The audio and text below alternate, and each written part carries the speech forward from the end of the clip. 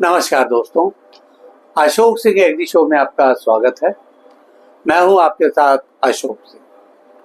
कृषि भारत की रीढ़ मानी जाती है। हर वर्ष देश के करोड़ों किसान परिश्रम से अनाज, दलहन, तिलहन, फल, सब्जियां और अन्य उत्पाद पैदा करते हैं। परंतु इन उत्पादों को सुरक्षित रखने के लिए उचित भंडारण न होने के कारण बड़ी मात्रा में फसलें खराब हो जाती हैं। यह न केवल किसानों को आर्थिक हानि पहुंचाता है, बल्कि राष्ट्रीय स्तर पर खाद्य सुरक्षा के लिए भी खतरा बन जाता है। आज का एपिसोड इसी चुनौती की गंभीरता पर जागरूक करने का एक छोटा सा प्रयास है। एपिसोड शुरू करने से पहले एक बार फिर से आपसे आग्रह करना चाहेंगे कि इस वीडियो को अंत तक अवश्य देखें, ताकि आप भी इसमें दी जाने वाली जानकारियों का भरपूर लाभ उठा सकें। तो दोस्तों, कार्यक्रम की शुरुआत करते हैं। किसी भी कृषि उत्पाद की उपयोगिता तभी है जब वह लंबे समय तक सुरक्षित रह सके। सवाल किया जा सकता है कि भंडारण की आवश्यकता क्यों पड़ती है। कृषि उत्पादों को सही समय पर उपभोक्ता तक पहुंचने तक फसल को सुरक्षित रखना भंडारण का प्राथमिक उद्देश्य कहा जा सकता है। इसके अलावा बाजार में मांग और आपूर्ति का संतुलन बनाए रखने के लिए भंडारण किया जाना जरूरी है। किसानों को उचित मूल्य दिलवाने में भी इसकी भूमिका से इनकार नहीं किया जा सकता है। इससे निर्यात की संभावनाएं भी बढ़ती हैं। खाद्य सुरक्षा या फूड सिक्योरिटी सुनिश्चित करने में भी ये कम मददगार नहीं है। ध्यान रहे कि यदि भंडारण व्यवस्था उचित न हो तो खाद्यान्न या अन्य उत्पाद नमी, कीट, फफूंद, चूहे और अन्य कारणों से बड़े पैमाने पर बर्बाद हो जाते हैं। विश्व और भारतीय स्तर पर कृषि उत्पादों के सही तरह से भंडारण नहीं किए जाने से बड़ी मात्रा में वार्षिक हानि होती है।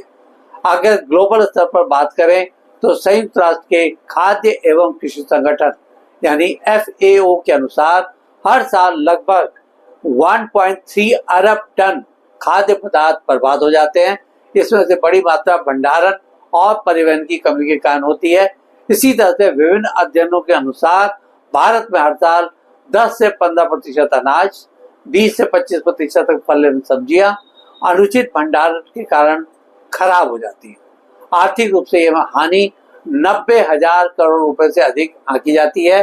आगे बढ़ने से पहले यह भी स्पष्ट होना चाहिए कि उचित भंडारण का क्या मतलब है। सरल शब्दों में कहा जाए तो फसल या कृषि उत्पाद को ऐसी स्थिति में रखना जहां उसकी नमी नियंत्रित हो, तापमान अनुकूल हो, कीट फफूंदी और चूहों से सुरक्षा हो तथा आवश्यकता पड़ने तक उसकी गुणवत्ता बनी रहे। अनुचित तरीके से भंडारण से होने वाले नुकसान के प्रमुख कारणों का भी लगे हाथ जायजा ले लेते हैं। इनमें अनाज में नमी और फफूंदी लगना, फसलों में बासीपन और दुर्गंध, फल सब्जियों का सड़ना और रंग बिगड़ना, चूहों और कीटों द्वारा भंडारण में छेद करना आदि का नाम लिया जा सकता है। बताने की जरूरत नहीं कि इन वजहों से किसानों को बाजार में कम दाम मिल पाता है।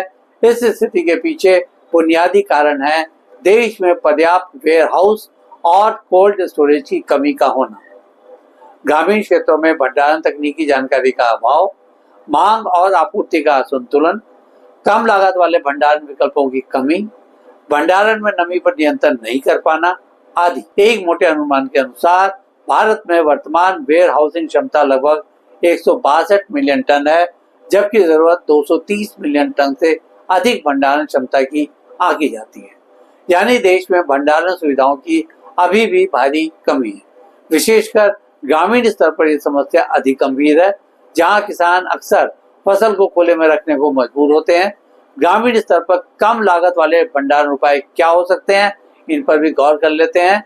इनमें मिट्टी या ईंट से बने छोटे गोदाम, बांस या लकड़ी के बक्सों में अनाज संग्रह, कपड़े या प्लास्टिक की बोरियों को ऊंचे चबूतरे पर रखना, धूप में सुखाकर तथा नीम के पत्तियों के साथ अनाज रखना, धातु के ड्रम में संग्रह करना आदि का उल्लेख किया जा सकता है।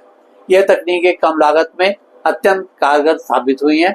अगर इसी क्रम में पारंपरिक भंडारण प्रणाली की बात करें तो इनमें कोठार काफी प्रचलित है। ये गांव में मिट्टी फूस से बने बड़े बड़े पात्र होते हैं। इसी तरह से मिट्टी की हांडी या घड़े का इस्तेमाल दालें और मसाले रखने के लिए किया जाता है। बांस या लकड़ी के डिब्बे लंबे समय तक अनाज सुरक्षित रखने के लिए उपयोगी सिद्ध होते हैं। ताड़ या खजूर के पत्तों के टोकरों का प्रयोग फल सब्जियां आदि रखने के लिए किया जाता है।